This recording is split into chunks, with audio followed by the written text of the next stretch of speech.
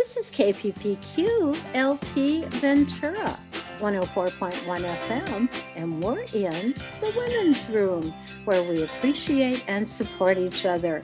I'm your host, Kathleen Good.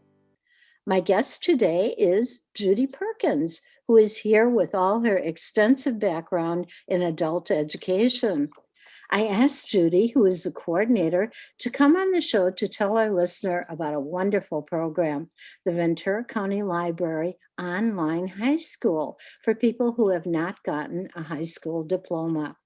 We're so happy to have you here today, Judy. Well, thank you for the invitation, Kathleen. I'm delighted to have the opportunity to talk with you. Oh, great. Before we get to our topic, though, I'd like to have Judy tell us about her many experiences in adult education. For example, how long have you been in adult ed? Well, I worked in several different levels of education before I found my home in adult ed, and I spent the last 25 years of my career in adult ed. I spent 17 years at Ventura Adult Education. I started there as a teacher and then became a project coordinator and eventually was assistant principal. And then I moved to Simi Valley Adult School, where I was principal, and ended my career as principal in Oxnard Adult School. Oh, wow. And now you're carrying on with the library. I am in my retirement, yes. Oh. Hey, lots of us women are out there working in our retirement. It's a wonderful program, and it gives me the opportunity to kind of keep my finger on the pulse of what's going on, because things change really quickly in this field. Okay. Well, why do you believe so wholeheartedly in adult education? We live in a world where things change really fast, and we have knowledge expanding at an incredible rate, and learning has to be a lifelong endeavor. You know, I think we need to be able to learn in order to keep up with life. I think Eric Hoffer said it best. He said that in times of change, the learners will inherit the earth, while the knowers will be beautifully equipped to deal with the world that no longer exists. Oh, wow. Well, that's so true. Everything does change so fast. Now, there are other ways to get a high school diploma. So why is the Ventura County Library Online Career High School so unique? Well, at first, when we began the program, it was the only one available that was offered entirely online. All of the other programs required required students to go in to meet with a teacher at least once a week. And for some of our students, that's just not possible. So it filled that need. But as things changed and the pandemic came up, a lot of other programs are now available also online. But we do have a unique feature that none of the others do, and that's that our program offers a career certificate along with the diploma. So someone who is really interested in specifically increasing their job skills while they get their diploma, this is a really good alternative. Okay. Now, you told me when we talked earlier that students who are eligible get this accredited high school diploma for free. They actually get a scholarship that is worth a substantial amount. Now, could you tell our listener how much this is worth? Well, if they were to enroll in this school, it's actually run in partnership with the state library and Career Online High School, which is a charter school that's administered in Florida. If they were to enroll in that school independently, it would cost them about $1,200. Oh, wow. So that is quite a nice scholarship. So where does the money come from? How does this program get funded? Well, it's partly, as I said, partly in partnership with the state library, who gives us a grant. And then we also get donations from local individuals. And I want to give a big shout out to the Ventura South Rotary Club, because they hold an annual fundraiser that helps fund this program as well. And they're a very important part of it. Oh, okay. So let's talk about the 10 different career options. These are all very attainable careers that could be built upon by the graduate. Would you name Right. some of them? Well, we have Certified Protection Officer, Oh, Child Care and Education, Commercial Driving, Food and Hospitality, so that's the restaurant industry, uh-huh. Home Care Professional, Homeland Security, Hospitality and Leisure, Office Management, Retail Customer Service, and Oh, then if none of those 9 fit what a particular student wants or needs, or if they don't know what they want or need, there's a general career preparation course that covers things that you need in any kind of job. uh-huh. Okay, well, that sounds, pretty comprehensive and pretty modern, the kinds of jobs they can actually get. And it's Um, not, it's not advanced training, but they're very, very strong foundational skills that uh-huh. that allow someone to walk into a job interview and know what they're talking about. Oh, wow. Well, that's quite a lot. Now, students take regular subjects in the curriculum and then they study electives related to their career choice. Right. Could you talk about what sort of elective classes a student would take if, for example, interested in childcare or home Well, care? there are 4 courses in each of the career areas, so basically 8 semesters that cover things. For example, in childcare, they would cover, of course, child development topics, but they also talk about things like basic aspects of private daycare, staffing, accreditation, environmental safety, health, and then they talk about things like children with special needs, working with parents. So it's very comprehensive. Oh, okay. Um, So, what about like security and protection? What sort of courses might the student take? in that area, they would study things like professionalism and ethics, which these days is a really big topic in that particular field. Yeah. Um, they talk about things like fundamental tasks like patrol, fire protection, first aid, public relations, report writing, conflict resolution, crowd and traffic control, Uh-huh. observational techniques, all those kinds of things that an effective protection officer would need to know. Right. Well, that sounds very comprehensive. So, is there a time limit on completion of the program?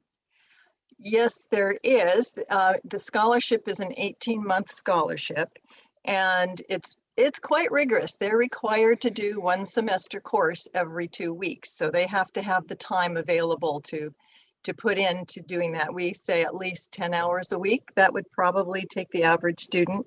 So they do need to keep moving. That's the good thing. It keeps them moving and you don't get bogged down, but that's also the challenge. It keeps you moving. So, Oh, right. So, do you assess people to see whether they would, they're going to do it within the time limit? well, we do have a process that they have to go through. So first, they have to be at least 19 years old. They need to have the time available, and they need to live within the service area of the Ventura County Library and have a valid library card. And then, if they meet those basic things, we have what we call a self-assessment on our website, which they go through and they assess themselves and they give us reasons why they want to do this program. And we look at that. I call them and talk to them. And then they actually take one of the courses so that they know what it's like.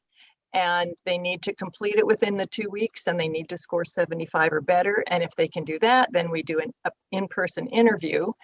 And there we make the final determination whether this is a good fit, because we're more concerned about this being the right program for this person than we are just enrolling people. Right, right.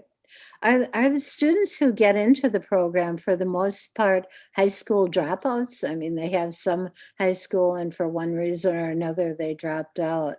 Right, most of them are, with the exception, I think, of maybe 2 or 3 that we've enrolled, and those were foreign-born individuals who had no experience with the American education system.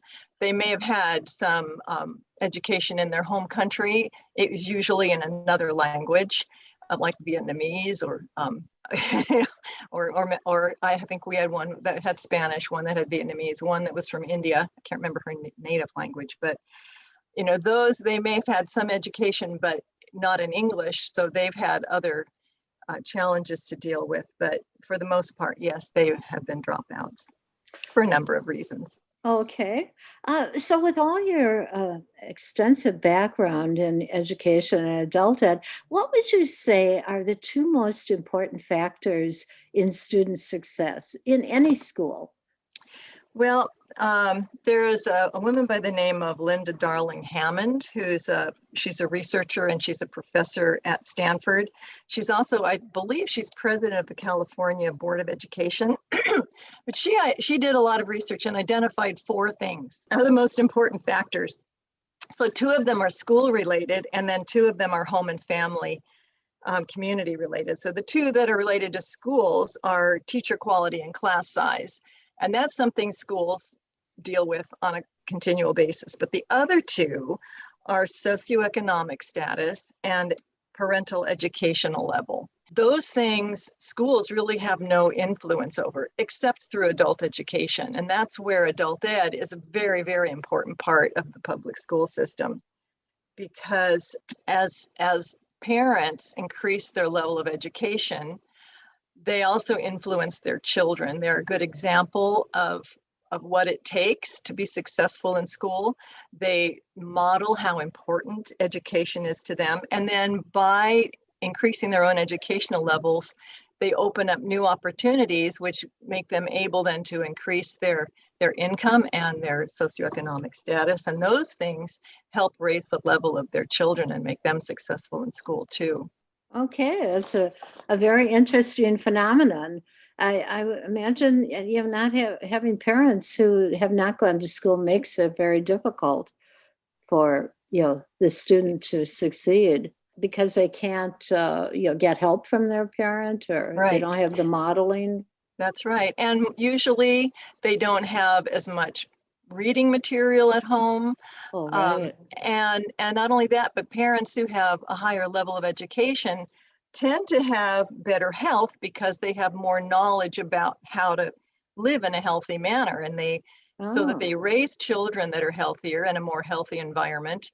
And that in turn helps the children develop physically and mentally in a more healthy manner. right. So it's kind of the enriching experiences that help with Right, student success. right. Hmm. It's kind of like one thing, it's all a big circle.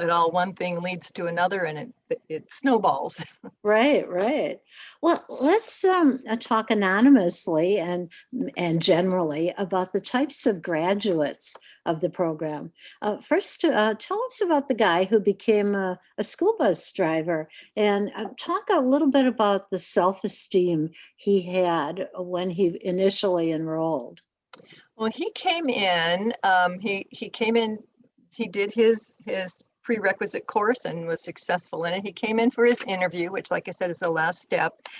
And he was very quiet and very little eye contact, kind of downcast, and he kind of expressed some depression. He was a stay-at-home dad taking care of his kids while his wife was at work, and he wanted to go back to school and get his diploma because he had never finished school. So we enrolled him, and he was successful. He finished the commercial driving course, Uh-huh.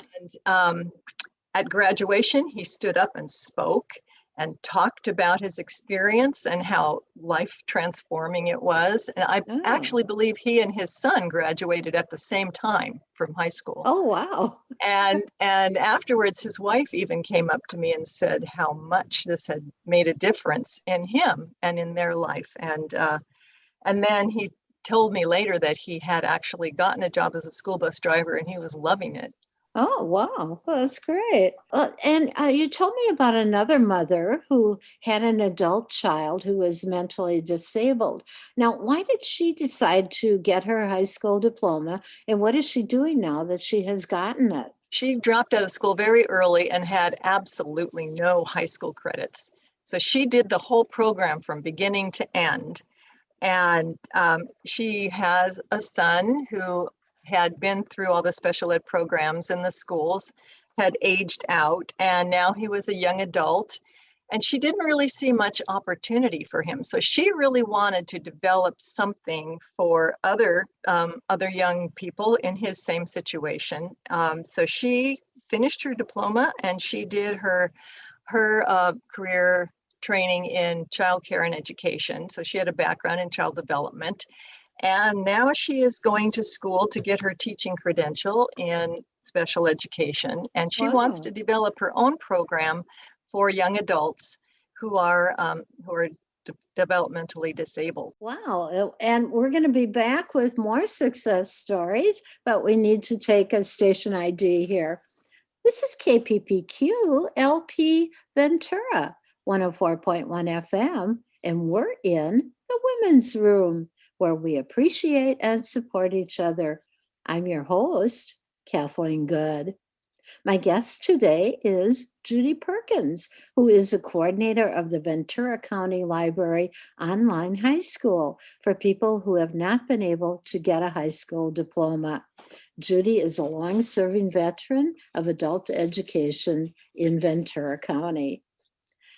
And we're back, and we were just talking about some success stories from the online high school program. And we have another one who is about the father who had an autistic son. Maybe you could tell our listener about him. He's one of our very most recent graduates. He went back to school when his son started kindergarten because he wanted to be able to help his son and wasn't really sure how to do that. So he finished his program, and now he is looking for better employment so that he can have a more regular schedule and be at home more and work with his son. And he's training to get a professional certification so that he can do that, and just had a new baby. So they're all excited and they're looking forward to a bright future. Oh, wow. Well, it was really good to hear about, what happens to some of the people who eventually get their high school diploma.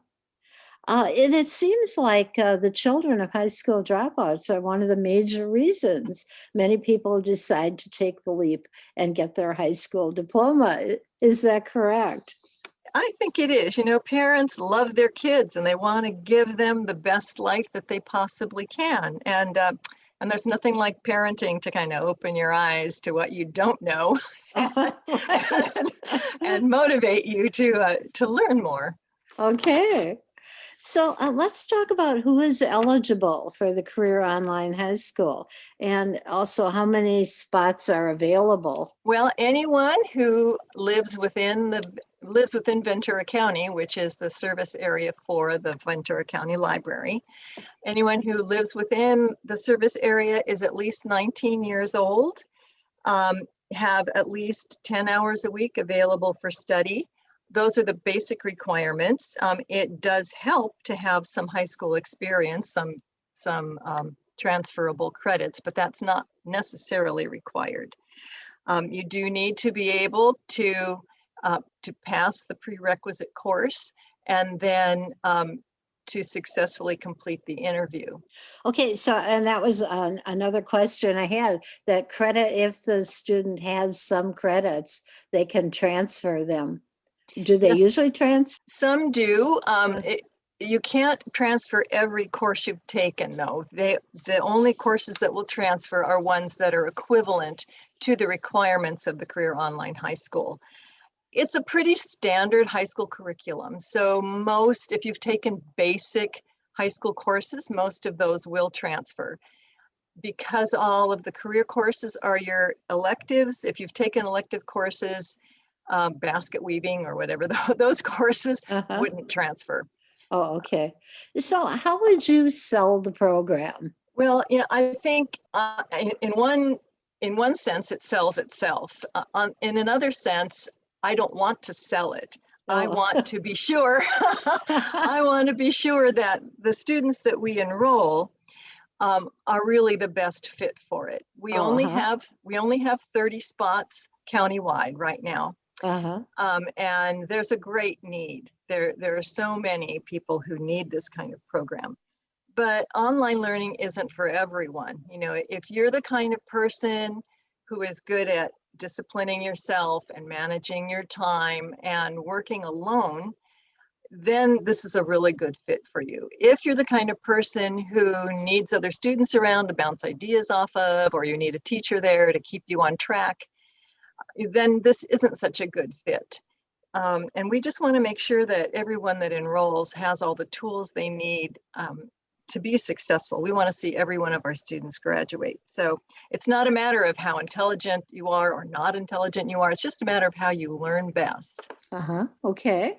So do more girls and boys drop out of high school? And do you have any theories about possible reasons for this? Well, overall, I looked up the grad rate in Ventura County in 2018-19, 86.4% of our high school students graduated. So that's really Oh, good. yeah. And then I looked at the breakdown, males and females. Males 83.5% graduated and females 89.3% graduated. So it looks like a few more females are graduating than males. In my experience, it's hard to explain why, but I think in my experience, the females tend to drop out more because they get pregnant or because they have other family responsibilities, like taking care of ill parents or Uh-huh. needing to provide income for the family, things like that. With males, generally, what I have found, and again, this is not supported by any study except for my own experience, the males tend to drop out because they want to go to work or because they have family responsibilities, and also because they just don't like school or they fall in with the wrong crowd. Right. Um, I think males in general tend to like more hands-on kind of learning situations, and oftentimes school just doesn't provide that for them. Right. Right. Well, how many adults in Ventura County don't have a high school diploma? That is a big number, surprisingly. I looked at the 2020 census and of adults, and we're just talking 25 and above. Of adults 25 and above, 2% of the population in Ventura County have no formal schooling at all. Uh-huh. And 13.1% of the population have some formal schooling, but less than a high school diploma. So that's a total of 15% of the Oh, adult wow. population over 25 in our county that don't have high school diplomas. That's a And if lot. it is, if you look at the total population, which is about 823,000, 15% of that is around 124,000 people in the county. Oh, wow. That is really quite a lot. So how do students who don't have a high school diploma feel about themselves? And how does this feeling like an outsider affect community involvement and perhaps even citizenship? Yeah, well, there are studies that have shown a really close correlation between self-esteem and motivation and high school graduation.